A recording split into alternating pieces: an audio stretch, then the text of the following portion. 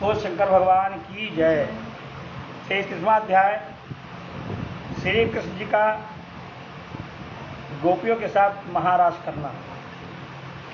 सुखदेव जी ने कहा, हे परीक्षित, जब श्याम सुंदर ने ये प्रेम भरा वचन कहकर गोपियों को धैर्य दिया, तब ब्रजवाला बड़े आनंद से श्याम सुंदर का हाथ पकड़कर नाचने लगी। इतनी कथा सुनकर परीक्षित ने पूछा कि महाराज, रासलीला में जिस गोपी का हाथ मुरली मनोहर पकड़े थे, उसका अंग मोहन प्यारे से स्पर्श होता था और सब ब्रजवालाओं की कामना किस तरह पूरी हुई थी।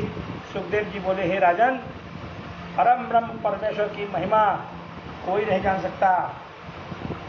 मुरली मनोहर ने दो दो गोपियों के बीच में एक एक अपना रूप प्रकट करके दाहिने व बाएं दोनों गोपियों का हाथ पकड़े हुए मंडल बांधकर रासलीला किया था। पर्व की माया से सब गोपियां अनेक रूप धारण करने का हाल न जानकर ये समझती थी कि केशव मूर्ति हमारे साथ नाचते हैं। इस आनंद रूपी नाच में हाथ व पैर की ठोकर देकर अंग से अंग रगड़ना, आंख व भाव मटकाकर कटाक्ष करना, गर्दन टेढ़ी करके कुंडल हिलाना, जो जो बातें रास व विहार में जानी चाहिए वो सब मुरली मनोहर ब्रजवालाओं के साथ और गोपियां वृंदावन बिहारी से करती थी। उस समय श्याम रंग मोहन प्यारे की शोभा गोरी गोरी गोपियों में कैसी मालूम देती थी, जैसे सुनहरे दानों की माला में नीलमणि रहती है। नाचते समय उनके कानों के कुंडल कैसी शोभा देते थे, जैसे श्याम घटा में बिजली चमकती है। उस समय ब्रह्मा और महादेव आदि देवताओं व ऋषिश्वरों ने परमेश्वर का ध्यान छोड़ दिया और रासलीला का सुख देखने के लिए अपनी अपनी स्त्रियों समेत विमानों पर बैठकर वृंदावन में आए और आकाश मार्ग से श्याम सुंदर व ब्रजवालाओं पर फूल बरसाकर ब्रजवासियों के भाग्य की बड़ाई करने लगे। गंधर्वों ने अनेक तरह के बाजे बजाकर गाना आरंभ किया। देव कन्याएं और अप्सराएं रासलीला की शोभा देखते ही काम रूपी मद में ऐसी मोहित व अचेत हो गई कि उनके कमर के घुंघरू खुलकर गिर पड़े और तन मन की सुधि जाती रही। देवराज शोभित सरिस इंद्राणी के संग, माखन प्रभु के दरस को हसत नयन सब रंग। चंद्रमा व तारागण वो आनंद देखते ही चित्रकारी से खड़े हो गए। उन्हें आगे चलने की सामर्थ्य नहीं थी। चंद्रमा ने प्रसन्न होकर अपनी किरणों से रास मंडल पर अमृत बरसाया। चंद्रमा के खड़े रहने से वो रात 6 महीने के बराबर हो गई, पर नारायण जी की महिमा से रात बढ़ने का हाल किसी ने नहीं जाना। उस रात्रि का नाम संसार में प्रेम रात्रि प्रकट हुआ। हे राजन, नाचने के परिश्रम से ब्रजवालाओं के मुख पर पसीना निकलकर बिखरे हुए बालों में कैसी शोभा देता था, जैसे काले काले सांप होश की बूंद चाटने आए हों। उस समय श्याम सुंदर अपने पीताम्बर से उनका पसीना पोंछ देते थे। कोई गोपी नाचते नाचते थककर केशव मूर्ति का हाथ पकड़े हुए पृथ्वी पर बैठ जाती थी, पर नाच ताल और स्वर नहीं बिगड़ता था। कोई ब्रजवाला अपना हाथ मोहन प्यारे के सिर व कंधे पर रखकर कहती थी कि नाचते नाचते मेरे पांव दुखने लगे, तनिक सस्ता कर फिर नाचूंगी। कोई ब्रजवाला मोहन प्यारे की माला चूमकर कहती थी, अय प्राणनाथ, तुम्हारे गले में ये हार बहुत सुंदर मालूम होता है। कोई गोपी घूमते घूमते थककर श्याम सुंदर के गले से लपटकर कहती थी कि मैं तुम्हारी शरण आई हूँ, मुझे कभी अपने चरणों से अलग मत करना। कोई सखी मोहन प्यारे के हाथ से कमल का फूल छीनकर उनसे कहती थी कि मेरे कलेजे पर हाथ रखकर देखो कैसा धड़कता है। आठों पहर तुम मेरे हृदय में रहते हो, इसलिए मैं डरती हूँ कि कलेजा धड़कने से तुमको कुछ दुख न पहुँचे। नखसिक से भूषण सजे ब्रजभूषण के हेत, गान करत राति चाव सो निर्तत अति छविदेत। इतनी कथा सुनाकर सुखदेव जी बोले, हे राजन, इसी तरह श्याम सुंदर ब्रजबालाओं के साथ अनेक तरह के बाजे बजाकर 6 राग व 36 रागिनी अलाप कर रास व विलास करते थे। कभी बंसी में अनेक तरह की उपज बजाकर ब्रजवालाओं का मन अपनी ओर मोहित कर लेते, कर लेते थे। उस आनंद रूपी नाच में गोपियां कामदेव के मद में ऐसी मोहित हो गईं कि उनको अपने तन व मन की कुछ सुधि नहीं रही। कभी घूमते समय ब्रजबालाओं का अंचल उड़ जाता था, कुचों की सुंदरता देखकर देवता मोहित हो जाते थे। कभी नाचते समय श्याम सुंदर का मुकुट खुलकर गिरने लगता था, तब गोपियां अपने हाथ से उसे बांध देती थी। कभी मोतियों का हार ब्रजबालाओं के गले से टूटकर गिर जाता और श्याम सुंदर की बनमाला खुलकर गिर पड़ती थी, उसके उठाने की सुधि कोई नहीं लगता था। कभी कोई सखी मुरली मनोहर के साथ गाकर ऐसा स्वर मिला देती थी कि वृंदावन बिहारी उसके गाने से मुरली बजाना भूल जाते थे। माखन प्रभु घन श्याम संग सुंदरी ब्रज की बाम, दामिनी जो शोभित महा निरतत गति अभिराम, निरतत तहा उल्लास सो माखन प्रभु सुखरास, आस पास बनिता समय सुभग सुवास निवास।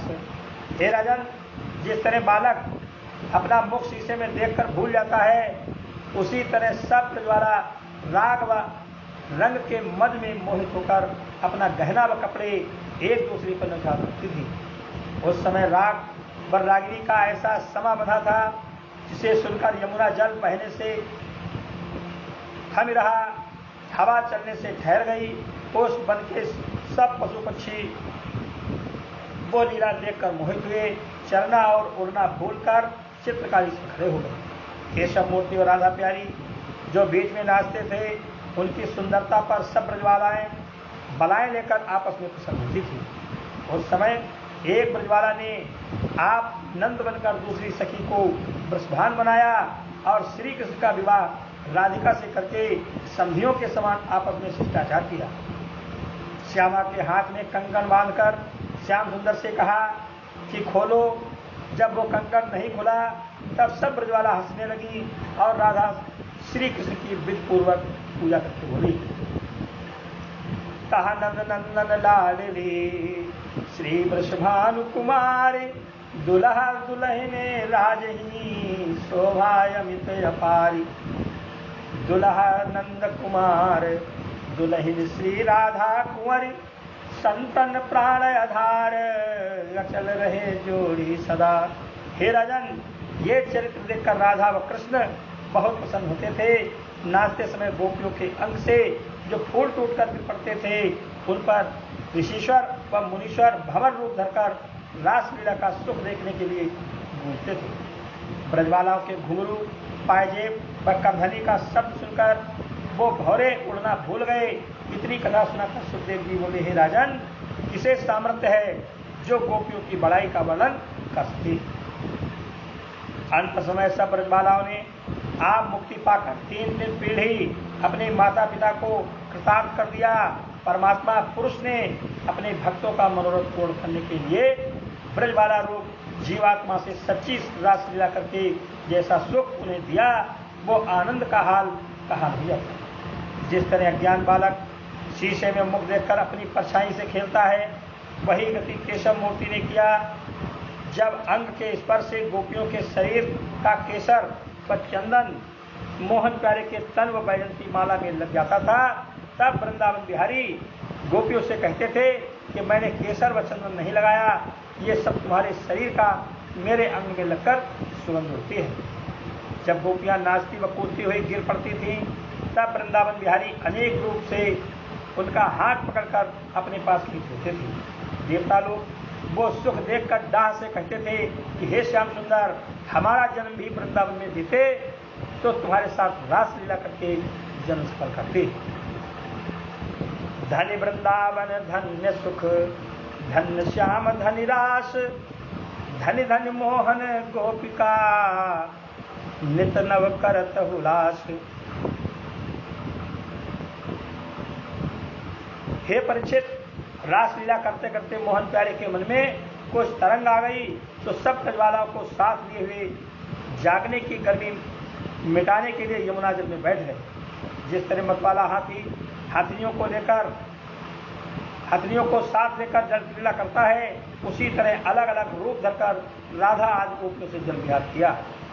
जब स्नान करने से जागने व नाचने की गर्मी मिटाकर बाहर निकले, तब योग माया ने सब ब्रजबालाओं और अनेक रूप श्याम सुंदर को पहनने के वास्ते उत्तम भूषण व वस्त्र आदि ला दिया।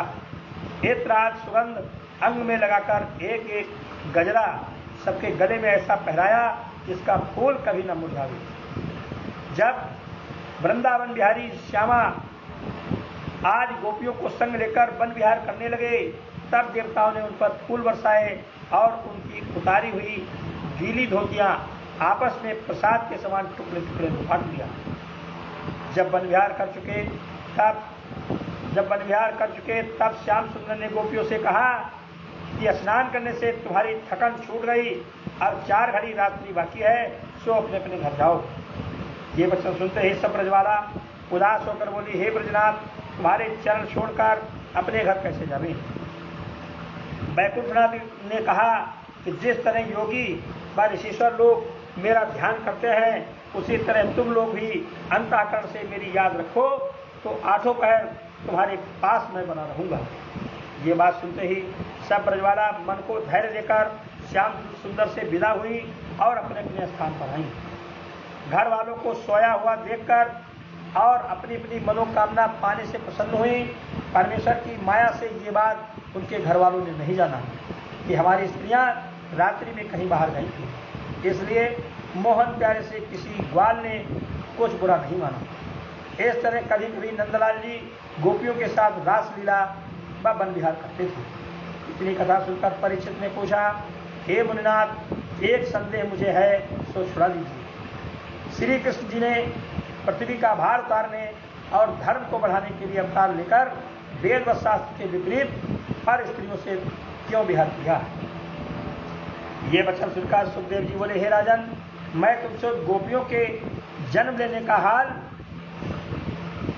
पहले कह चुका हूं कि वे सब वेद की ऋचाएं थी। लक्ष्मी जी ने राधा का अवतार लेकर श्री कृष्ण जी के साथ संसार में लीला की थी, इसलिए उनको श्याम सुंदर से अलग न समझना चाहिए। जो वृंदावन बिहारी के अनेक रूप सब गोपियों के पास थे, उस बात की महिमा कोई नहीं जान सकता, और जिस काम में बुद्धि का प्रवेश न हो उस बात में दोष न लगाना चाहिए। परमेश्वर निर्गुण लोग संसारी बातों से कुछ प्रयोजन नहीं रखते, इसलिए उन्हें दोष लगाना अधर्म होता है। वेद व शास्त्र का वचन सच्चा मानकर उसी के प्रमाण करना चाहिए। बैकुंठनाथ की लीला में संदेह करना उचित नहीं है। जिन परमेश्वर का नाम लेने और ध्यान करने से बड़े बड़े योगी व मुनि कृतार्थ हो जाते हैं, उन आदि पुरुष परमेश्वर को मनुष्य समझकर दोष लगाना बड़ा पाप है। अग्नि में जिस तरह अशुद्ध वस्तु भी जलने से पवित्र हो जाती है, उसी तरह समर्थ लोग क्या नहीं करते। ये सब लीला नारायण जी ने संसारी जीवों को भवसागर पार उतारने के लिए जगत में की थी, जिसके पढ़ने व सुनने से कलियुगवासी लोग मुक्ति पावे। वे परम ब्रह्म परमेश्वर अपने सुख के लिए कुछ नहीं करते। जो कोई उनका भजन व स्मरण करके जिस वस्तु की इच्छा रखता है, उसका मनोरथ पूर्ण करते हैं। ये उनका स्वभाव सदा से चला आता है।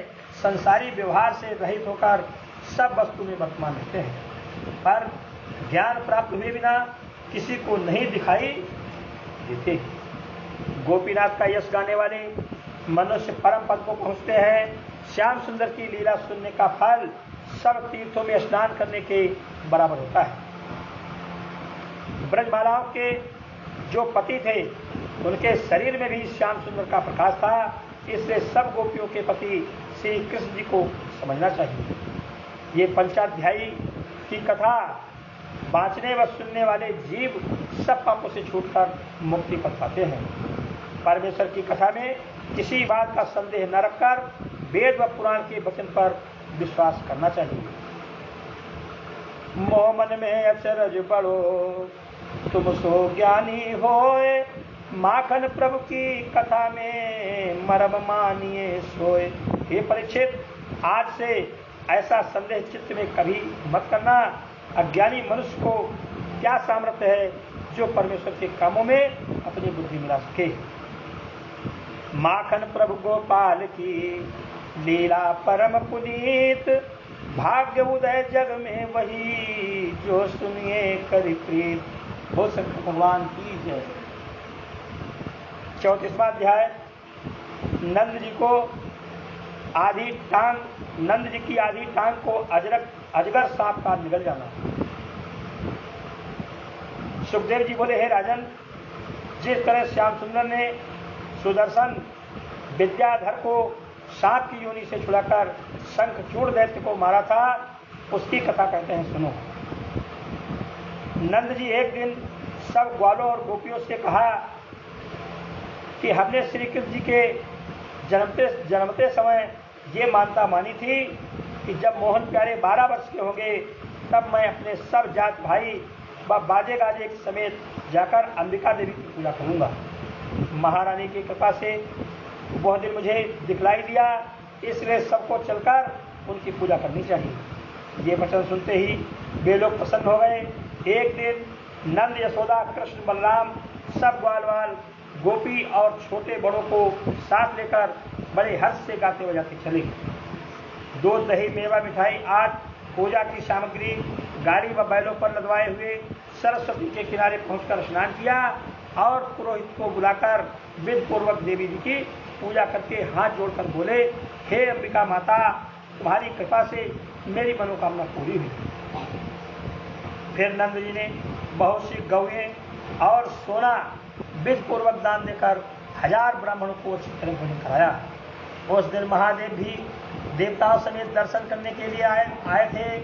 पूजा परिक्रमा और ब्राह्मण भोजन कराने में सारा दिन बीत कर संध्या हुई। नंद जी आज सब लोग रात को वहीं सो रहे। ऐसी विधि सोए सभी, सुधिना रही तनुमाहि, बारंबार पुकारिए तब हूँ जागत नाही। हे राजन, उसी निद्रा के समय जब आधी रात को एक अजगर आकर नंदराय की आधी टांग निगल गया और उन्होंने जागकर अपने को काल के मुख में फंसे देखा, तब श्री कृष्ण को अपनी रक्षा के लिए पुकारा। नंदराय का बोल सुनते ही सब ग्वाल बाल और गोपियों ने उठकर उजियाला करके देखा तो मालूम हुआ कि एक अजगर नंद जी की आधी टांग निगले हुए पड़ा है। ये दशा देखते ही वो लोग जलती हुई लकड़ियों से उस सांप को मारने लगे, पर उसने नंद जी को नहीं छोड़ा। तब सबों ने हार मानकर श्री कृष्ण जी को जगाया। जब श्याम सुंदर ने बालकों की तरह आंख मलते हुए उठकर जैसे अपने बाएं पांव का अंगूठा छुआया, वैसे ही उस अजगर ने नंद जी का पैर छोड़ दिया और जमुहाई लेकर मनुष्य रूप बहुत सुंदर भूषण व वस्त्र पहने राजाओं के समान हो गया और नंदलाल जी को दंडवत करके उनके सामने खड़ा होकर स्तुति करने लगा। ये हाल देखकर नंद आज गोप और गोपियों ने अचंभा माना। श्याम सुंदर ने उस मनुष्य से पूछा, तुम स्वरूप सुंदर महान, उपमा कही न जाए, सर्प रूप काहे धर्यो, हमसे कहो बुझाए।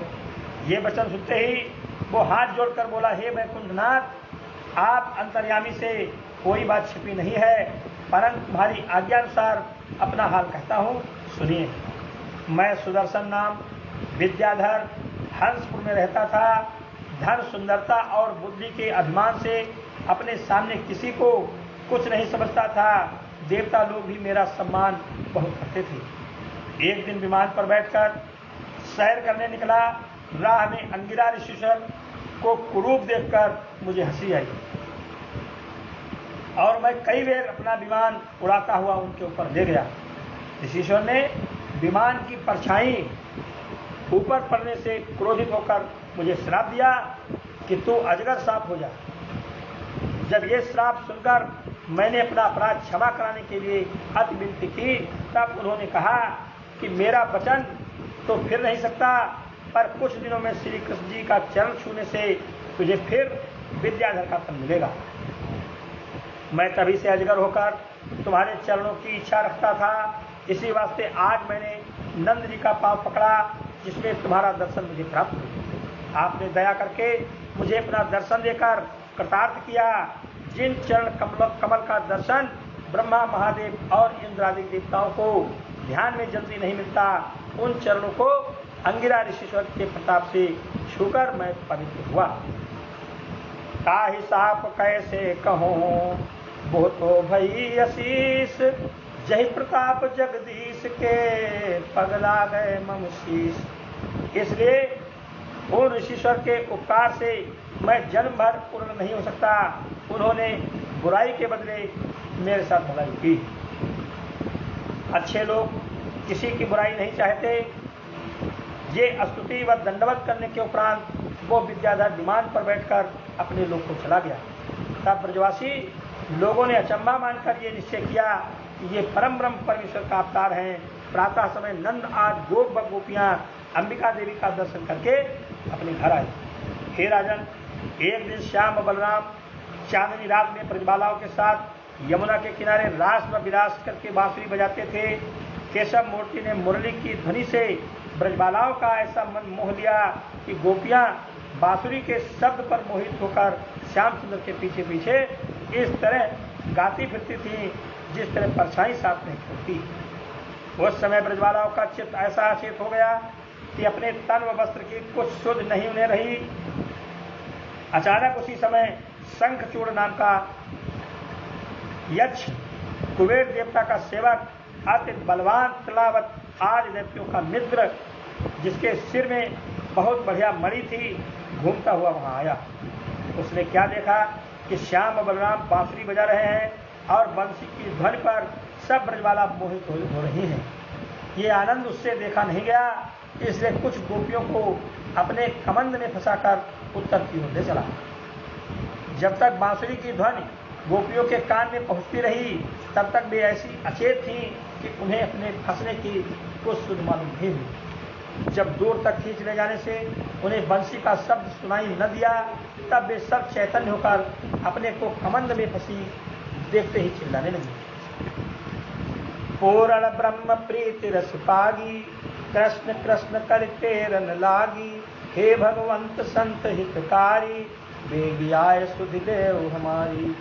ये दीन वचन सुनते ही श्याम व बलराम ने दो वृक्ष उखाड़ लिए और जिस तरह सिंह हाथी को मारने के लिए झपटता है, उसी तरह दोनों भाई दौड़कर गोपियों के पास पहुंचे और पुकार कर कहा कि अब तुम लोग को चिंता मत करो, तुम्हारे करुणा वचन सुनी मैं आया हूँ धाय। शंखचूड़ सिर चूर करे, तुमको ले उछुड़ाए। उनकी ललकार सुनते ही वो यक्ष ब्रजबालाओं को छोड़कर भागा। केशव मूर्ति ने गोपियों की रक्षा के लिए बलराम जी को वहां छोड़ दिया और आप बिजली की तरह दौड़कर शंखचूड़ के ऐसा मुक्का मारा कि वो मर गया।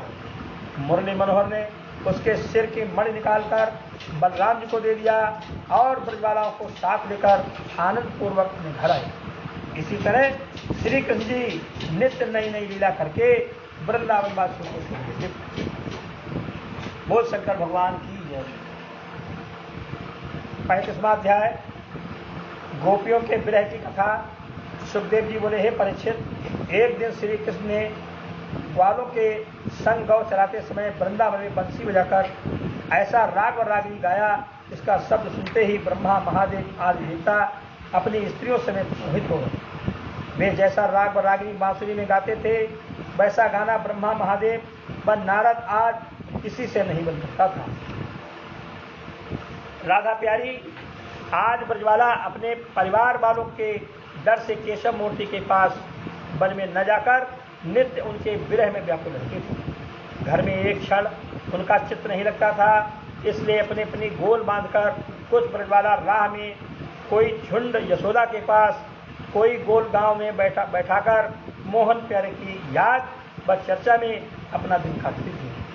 कोई ब्रजबाला सूर्य के सामने हाथ जोड़कर विनय पूर्वक कहती थी कि महाराज तुम जल्दी अस्त हो जाओ, तो संध्या समय मोहन प्यारे घर पर आवे, तब मैं उनका रूप रस पीकर अपने कलेजे की पतंग बुझाऊं। बाजी गोपी केशव मूर्ति की सुंदरता वर्णन करके उनके ध्यान में अचेत हो जाती थी। कोई ब्रजबाला नंदलाल जी का यश गाकर अपना मन प्रसन्न करती और कोई गोपी केशव मूर्ति के विरह में घबरा कर रोने लगती थी। तब ज्ञानमान गोपियां उसे समझाकर कहती थी कि सुनो प्यारी, इस घबराने बरौने से क्या मिलेगा। उत्तर यह है कि हम लोग मन हरण प्यारे के स्मरण व चर्चा में अपने दिल खाते हैं। जब सब ब्रजवाला ये बात मानकर श्री कृष्ण जी के बाल चरित्र की चर्चा में लीन हुई, तब एक गोपी बोली कि हे सखियों, बांसुरी का बड़ा भाग्य समझो जो श्याम सुंदर के ओठों से लगी रहती है। मोहन प्यारे अपना हाथ लगाकर उसमें ऐसे ऊपर निकालते हैं कि जिस शब्द के सुनने से जड़ व चैतन्य जीवों का चित्त ठिकाने नहीं रहता। जारस को हम तप कियो, खटर तो तुम ब्रजवाम,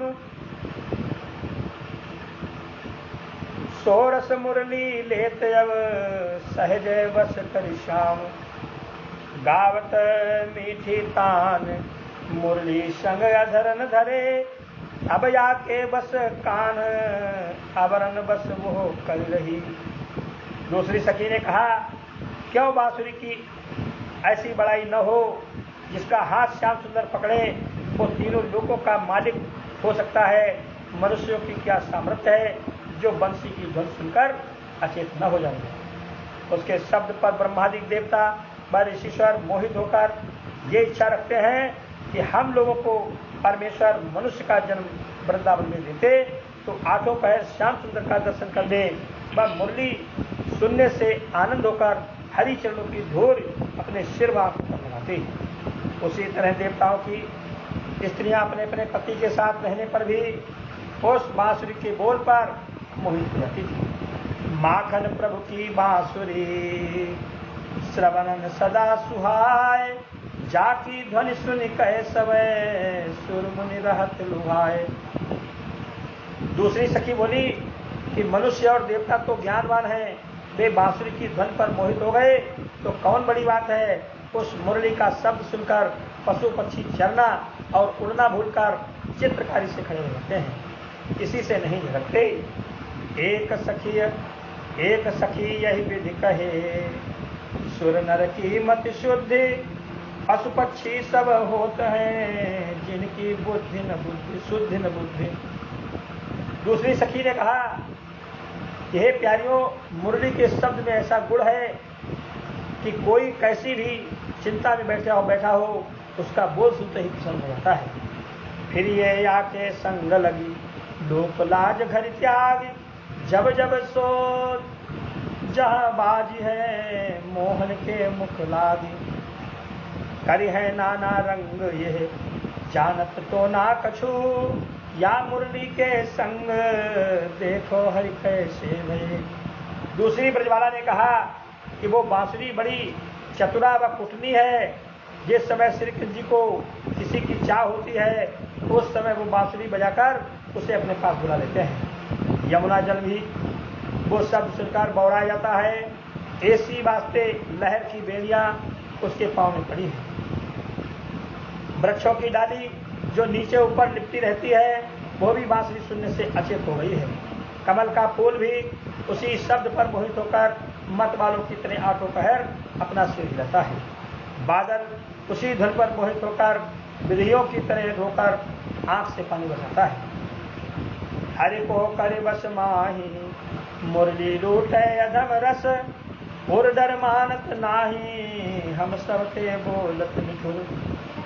दूसरी गोपी बोली, मैं जानती थी कि श्याम सुंदर केवल लड़प्पन के खेल में बड़े चतुर हैं, पर अब मुझे मालूम हुआ कि गाने बजाने में भी कोई उनकी बराबरी नहीं कर सकता। दूसरी ब्रजवाला ने कहा कि ब्रह्मा और महादेव आदि देवताओं ने बड़े बड़े ऋषीश्वर व ज्ञानियों का ध्यान बंसी सुनकर इस तरह छूट जाता है जिस तरह कोई नींद से जाग उठे। दूसरी गोपी बोली, मुरली हमारी सौत श्याम सुंदर को ऐसी प्यारी है कि दिन रात उसको अपनी छाती से लगाए रहते हैं। पिछले जन्म मुरली ने बड़ा भारी तप किया था जिसके प्रताप से मोहन प्यारी को अपने बस कर दिया। जैसे हैंगे हरि निठुर बंसी भई सहाय, अब मुरली अरु श्याम की जोड़ी मिली बनाए, मेटत पिछले दाग जो बस करी पायो पिया, धन धन मुरली भाग अब अब गरजत अधरण चढ़ी। दूसरी सखी ने कहा कि हे प्यारियों, मुरली का क्या अपराध है, ये सब कठोरता नंदलाल जी की समझनी चाहिए।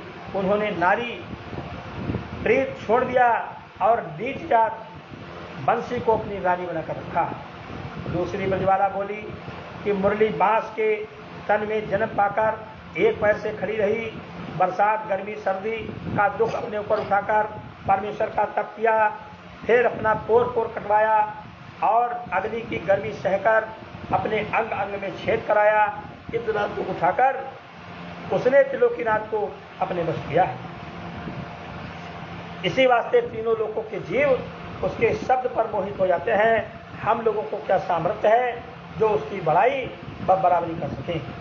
जब उसके समान तुम लोग भी तब करो, तब मोहन प्यारे तुम्हारे साथ भी वैसे प्रीत कर सकते हैं।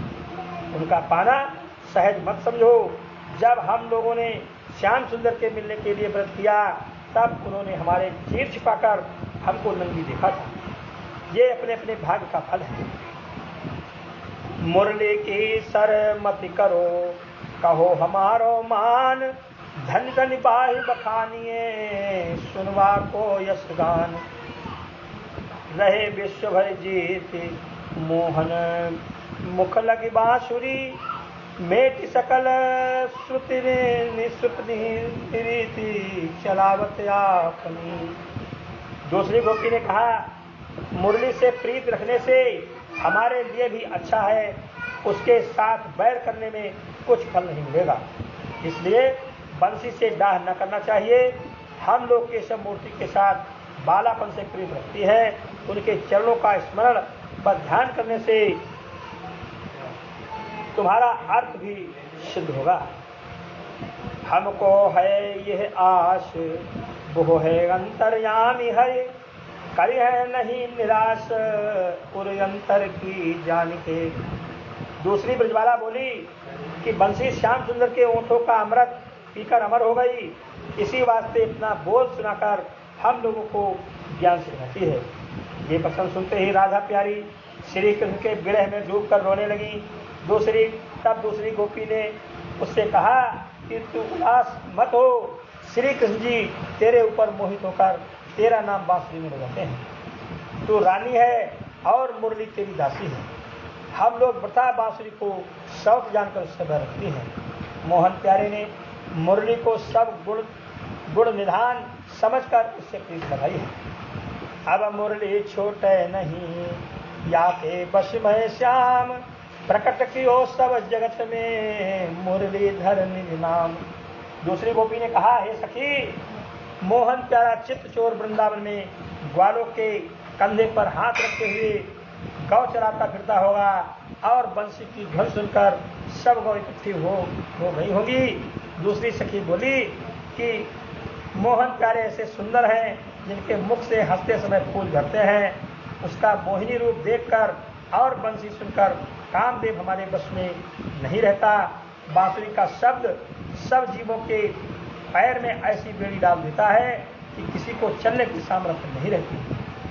धनी धनी बंसी बांस की, धनिया के मृद बोल, धन लाए गुड़ जांच के, बनते श्याम अनमोल। हे परीक्षित, इसी तरह सब गोपियां श्याम सुंदर की चर्चा में दिन काटकर संध्या समय राह में आ बैठती थी। केशव मूर्ति अंतर्यामी उनकी प्रीत जानकर संध्या समय बलराम जी समेत गवों और ग्वालों को साथ लिए व मोर पंख की टोपी, सिर पर धरे जड़ाऊ कुंडल, कानों में पहने बांसुरी बजाते हुए इस सुंदरता से घर आते थे कि उनका दर्शन करने से सब छोटों बड़ों का मन प्रसन्न हो जाता था। गोपियां बड़े प्रेम से आगे दौड़कर श्री कृष्णचंद्र के मुख की शीतलता से अपने हृदय की अग्नि ठंडी करती थी। श्याम सुंदर के पग की धूल अपने अपने अंचल से झाड़कर परिक्रमा लेने के उपरांत अपने घर जाती थी। हरि स्वरूप के सिंधु में गोपी कूदी धाय, नयनन पावे दरस रस, मन की प्रसा विधाय। जब श्याम बलराम अपने घर पहुंचते थे तो यशोदा और रोहिणी बड़े प्रेम से उबटन लगाकर स्नान करा के 36 प्रकार के व्यंजन खाने के लिए देती थी। वे ग्वाल वालों के साथ प्रसन्न होकर भोजन करते थे। नित्य यही नियम रहता था। एक दिन वृंदावन बिहारी ने ऐसा विचार किया कि हमने रास लीला में अंतर ध्यान होकर श्यामा आदि गोपियों को अपने विरह का बहुत दुख दिया था। उसके बदले अब मुझे उचित है कि राधा प्यारी को जो लक्ष्मी जी का अवतार है मान कराऊं और मैं उनके पांव पकड़कर उसे प्रसन्न करूं। सब ब्रजवालाओं को का दुर्वचन सुनकर उन्हें दुख देने के बदले मैं उल्ल हो जाऊं। एक दिन राधा प्यारी 16 श्रृंगार किए अपने घर में बैठी थी।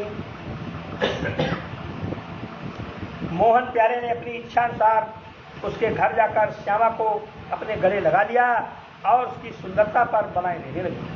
केशव मूर्ति की माया से श्यामा ने अपने मुखारबिंद की परछाई मुरली मनोहर के जड़ाऊ गहने में जो गले में पहने थे देखकर क्या समझा कि इस दूसरी सुंदरी से नंदलाल जी ने प्रीत करके उसको छाती में लगा रखा है, सो मुझको दिखलाने के वास्ते ले आए हैं।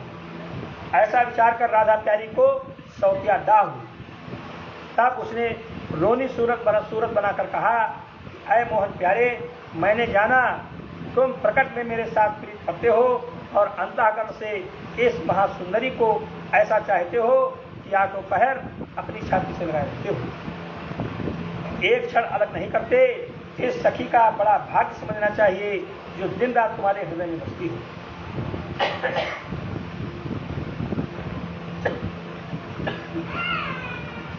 अब तुम इसके साथ प्रीत करो, मैं तुम्हारे योग्य नहीं हूं। ये वचन सुनते ही ज्योतिष स्वरूप उसके सामने हाथ जोड़कर बोले, हे प्राण प्यारी, तुम्हारे सिवा और कौन है जिसको हम चाहते हैं? तुम हमारी बात का विश्वास करो, ऐसा मत विचारो। इसी तरह बहुत विनती करके नंदलाल जी ने श्यामा का हाथ पकड़कर अपने पास बैठाना चाहा, पर वह सौतिया डाह से नहीं बैठकर बोली, ऐ केशव मूर्ति, अपनी प्यारी से जिसको हृदय में रखते हो बोलो, अब हमको तुमसे कुछ प्रयोजन नहीं है। ऐसा कहकर राधा अपनी परछाई को गालियां देने लगी। मोहन प्यारे ने कई बार समझाकर कहा कि ये दूसरी स्त्री नहीं है, मेरे जड़ाऊ गहने में तेरी परछाई दिखाई देती है। पर श्यामा को सौतिया डाह से उनकी बात का विश्वास नहीं हुआ। उसी समय एक सखी वहां आई और दोनों को उदास देखकर बोली, बोहर से पूछत भई, कहो न मोहि बताए, आज दशा कैसी लगत, बैठे कहाँ गवाए, क्यों तन रहो भुलाए, अति व्याकुल देखत तुम्हें, रहो बदन कुमलाए, ऐसो सोच कहाँ परो। ये सुनकर श्री कृष्ण जी ने कहा कि ऐ सखी, मैंने तो राधा का कुछ अपराध नहीं किया, इसने अपनी परछाई मेरे जड़ाऊ गहने में देखकर उसे दूसरी स्त्री समझा है, इस कारण मुझसे रूठ कर नहीं बोलती, तो इसी तरह इसका संदेह मिटाकर प्रसन्न कर दे। जब ये बात कहकर श्याम सुंदर ने आंखों में आंसू भर लिया, तब वो सखी ने मुरली मनोहर से कहा कि तुम वृंदावन में चलो, मैं राधा प्यारी को वहां ले आती हूँ। ये सुनकर मोहन प्यारे वृंदावन के कुंज में चले गए। उस सखी ने राधा के पास जाकर कहा कि तुम्हें गोपीनाथ ने बुलाया है। श्यामा बोली, तू नहीं जानती कि नंद कुमार ने दूसरी सुंदरी से प्रीत करके उसको अपने हृदय में बसाया है। अब वो मेरी चाह नहीं रखते, मैं उनके पास जाकर क्या करूं? तब फिर वो सखी बोली, है राधा, तू जिनकी वस्तु मंगनी ले आई है वो तेरे बदले मोहन प्यारे को वन में घेरे खड़े हैं और तुम यहाँ मचलाकर बैठी हो, ऐसा ना चाहिए। श्यामा ने कहा कि मैं किसी की वस्तु मंगनी नहीं ले आई हूँ, जो घेरे हो उनका नाम बतला दो। तब वो सखी बोली कि हिरणी की आंख, चीते की कमर, हाथी की चाल, अनार के दांत तू मंगनी लाई है। वो लोग नंदलाल से तगादा करते हैं। ये बात प्रीत भरी हुई सुनकर राधा ने हंस दिया। तब वो सखी बोली, हे प्यारी, तू बड़ी अज्ञान है, मोहन प्यारे से वृथा क्रोध करती है। जिस तरह पहले एक दिन तूने शीशा देखकर अपनी परछाई को सौत समझा था, उसी तरह आज भी नंदलाल जी के जड़ाऊ गहने में अपनी परछाई को दूसरी स्त्री जानकर मोहन प्यारे से क्रोध दिया। इसलिए वो तेरे विरह में व्याकुल होकर राधा राधा पुकारते हैं। तो जल्दी चलकर उनकी चिंता छुड़ा दे। जब ये वचन सुनकर श्यामा का चित्त ठिकाने हो गया, तब वो पछताकर कहने लगी कि ऐ सखी, तुम मोहन प्यारे से जाकर कह दो कि मैं श्रृंगार करके अभी आती हूँ। जब वो सखी श्याम सुंदर के पास ये संदेशा कहने गई तो क्या देखा कि वृंदावन बिहारी राधा प्यारी के विरह में व्याकुल होकर वृक्ष के तले लौट रहे हैं। बैठत उठत अधीर को सुध पावत नहीं, बढ़त विरह की पीर श्री राधा राधा रखत। उनकी ये दशा देखकर वो सखी बोली कि हे प्राण प्यारे, तुम क्यों इतना सोच करते हो, अभी एक क्षण में श्यामा आती है। ये वचन सुनते ही मुरली मनोहर उठ बैठे, फूलों की सैया बिछाया और चारों ओर चौक चौक कर ताकने लगे। जब श्यामा के आने में कुछ देर हुई, तब फिर वो सखी राधा के पास जाकर बोली, क्या श्यामा, मनहरण प्यारे तेरे विरह में रो रहे हैं, तू क्यों नहीं चलती? मुख नहीं बोलत बहन, अति व्याकुल तेरे विरह, भर भर डारत नयन, कहा कहूँ उनकी दशा। राधा ये वचन सुनते ही बहुत प्रसन्न होकर वो सखी के साथ वन में जा पहुंची। श्याम सुंदर ने प्यारी को देखते ही आनंद होकर उस सखी की बड़ाई की और श्यामा को अपने हृदय में लगाकर कामदेव की अग्नि उठाई। परम प्रेम दो मिले श्री राधा नद नंद, गुण आगर नागर युगल, छवि सागर सुख कंद, गयो श्याम श्यामा सदन, सखी सहित सुख पाए, मन चरित्र रस खेल कर, ब्रजवासिन सुख लाए। इतनी कथा सुनाकर सुखदेव जी ने कहा, हे परीक्षित, देखो जिस त्रिलोकीनाथ का दर्शन ब्रह्मा और महादेव आदि देवता व ऋषीश्वर जल्दी ध्यान में नहीं पाते, वो परमेश्वर ब्रज की स्त्रियों के लिए ऐसा सोच करते थे, उनकी लीला कौन जान सकता है। जो प्रभु अगम अपार, वेद भेद जानत नहीं, सो ब्रज करत बिहार, मरमन बाको पावनी। एक दिन श्याम सुंदर ने वृंदावन की गली में ललिता सखी को आती हुई देखकर रोका। तब ललिता बोली कि तुम झूठी प्रीत मेरे साथ रखकर कभी मुझ गरीबनी के घर नहीं आती। ये सुनकर नंदलाल जी ने कहा, तुम कैसे बिसरत प्रिया, हंसी बोले घनश्याम, आज आए सुख लेंगे रहन तुम्हारे धाम। सुने हर्षी ब्रजबाम, चली सदन मुस्काए के, लख सुख पायो श्याम, मुदित गए अपने सदन।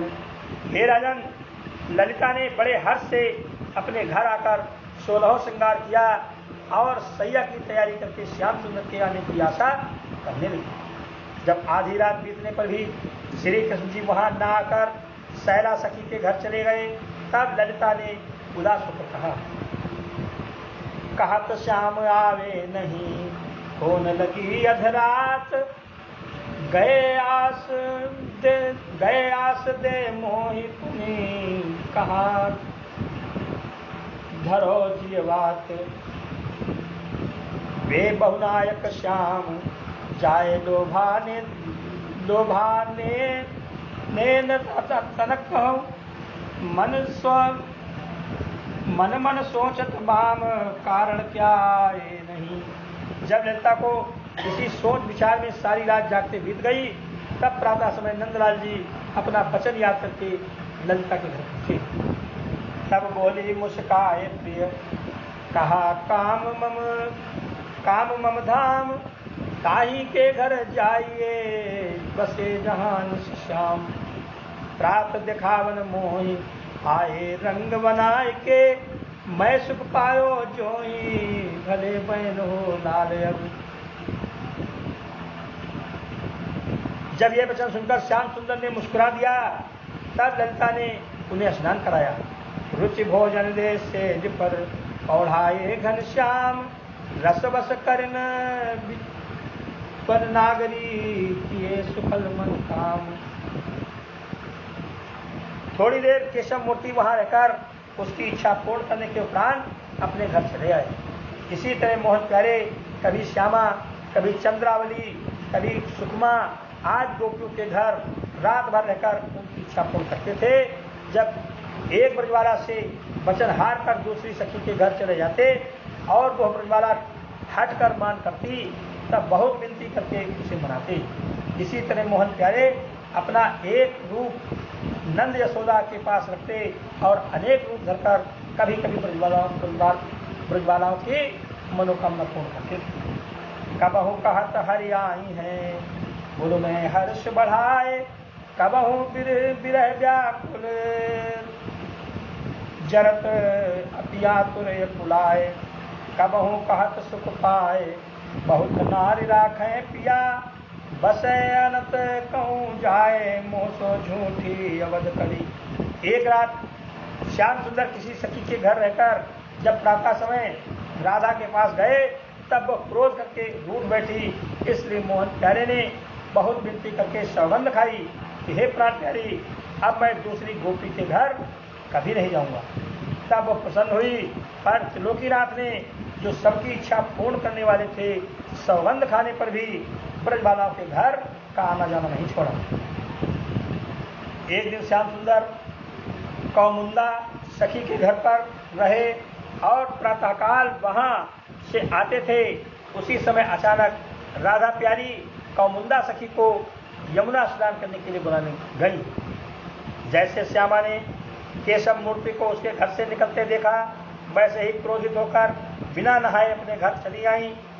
नंदलाल जी ने उसे देखते ही भय मानकर मन में कहने लगे कि आज हमारी चोरी राधा ने पकड़ लिया। जब मुरली मनोहर राधा प्यारी से भेंट किए बिना नहीं रह सके, तब कई सखियों को साथ लेकर उसे मनाने गए।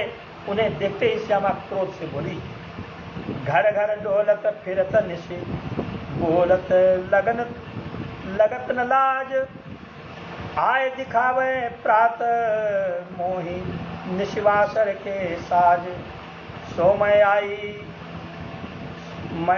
आई अब बाज, जित चाहो तितहु फिरो, इनको यहाँ न काज, राज करे ब्रज में सदा। जब श्याम सुंदर के विनती करने और सखियों के समझाने पर भी राधा ने क्रोध क्षमा नहीं किया, तब सखियां बोली कि हे श्यामा, 4 दिन के जीवन पर अभिमान मत कर। वृंदावन बिहारी तेरे क्रोध करने से उदास होकर अपना अपराध क्षमा कराने तुम्हारे पास आए हैं, सो तू हंस बोलकर इनका शोक छुड़ा दे। आदर कर बैठाई के प्रिय को कंठ लगाए, घर आए नहीं कीजिए ऐसी विधि निपुराए, है तो नागरे बाम मन में क्या ऐसी धरी, बैठाने हैं श्याम तू मुखते बोलत नहीं। श्यामा यह सुनकर बोली कि जिसके घर श्याम सुंदर रात भर रहे हैं वहां जावे, मेरे साथ अब इनका क्या काम है। अभी 4 दिन हुए इन्होंने मुझसे सौगंध खाई थी कि अब किसी सखी के घर न जाऊंगा, तो आज मैंने अपनी आंख से इनको कौमुंदा गोपी के यहाँ से निकलते देखा।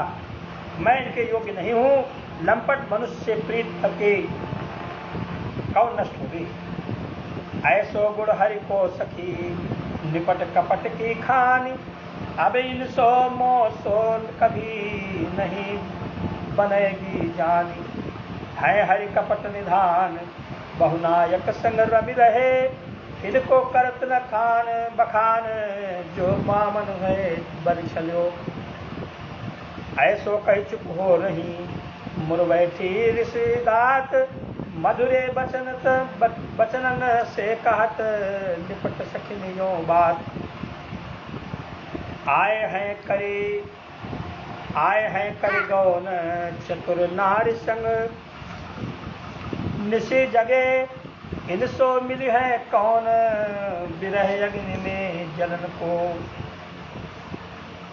सखी कहो मुस्काए नहीं, मानत मेरो कहो, श्याम मनावे आए, मैं जानो तब मानी है। जब सखियों के समझाने से राधा नहीं मानी, तब उन्होंने श्याम सुंदर से कहा कि हम लोग समझाते समझाते हार गई, पर राधा नहीं मानती, तुम उसे समझाकर मना लो। मान तजय नहीं लाडली, थाकी सबय मनाए, नेक यत्न कछु कीजिए, रचिए आप उपाय। चले बने हैं लाल, अब और यतन नहीं कोय, काछ काछिए जान विधि, नाच नाचिए सोए। आप काज महाकाज बड़े कही है बात यह, तजो श्याम और लाज, कर विनती प्रिय सो मिलो। जब ऐसा कहकर सब सखियां अपने अपने घर चली गईं, तब नंद कुमार भी वहां से बाहर चले आए, पर उनका मन नहीं माना। तब स्त्री रूप बन गए और श्री कृष्ण जी की ओर से राधा जी के पास जाकर ये संदेशा कहा कि मैं इस समय तुझे देखने के लिए वृंदावन के कुंज में गई थी, सो तुझे उस जगह नहीं पाया, पर श्याम सुंदर तेरे विरह में वहां अति विलाप करते हैं। उन्होंने मेरे पांव पकड़कर बहुत विनती से तुझे बुलाया है, सो तू मान छोड़कर मोहन प्यारे के पास चल। ये बात कहकर गोपी रूप मोहन प्यारे श्यामा के चरणों पर गिरकर विनती करने लगे। क्षण क्षण पर सत चरण कर, क्षण क्षण लेत लेत बलाए, कहत प्रियाय अब मानत जी, पुनि पुनि हा हा खाए।